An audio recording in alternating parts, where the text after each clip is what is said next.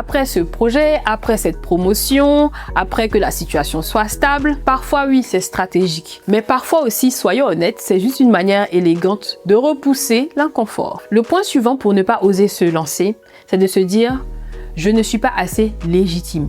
Qui suis-je pour faire ça? Je n'ai pas assez d'expérience. Et ce point peut aussi aller avec le fait de se dire qu'il est trop tard pour soi pour sauter le pas, qu'on est trop vieux ou trop vieille pour se lancer dans cette nouvelle aventure. Point 6, tu attends d'être obligé, c'est-à-dire qu'il y a un facteur externe qui induit ta décision. Certaines personnes vont attendre que la situation devienne intenable. Tant que c'est supportable, elles restent et pendant ce temps, les années passent. Et parfois, on peut rester là sur son siège à attendre de savoir ce qu'on veut faire vraiment. Alors, ce point-là, il est beaucoup plus profond parce qu'il vient d'un vrai manque de clarté et ça se travaille plutôt que d'attendre que la réponse tombe du ciel. La bonne nouvelle, c'est que la prochaine étape, ce n'est pas forcément de tout quitter du jour au lendemain ou de tout plaquer. C'est peut-être juste de parler à quelqu'un qui l'a fait, explorer un secteur qui t'attire, tester une compétence, prendre un rendez-vous ou suivre une formation courte.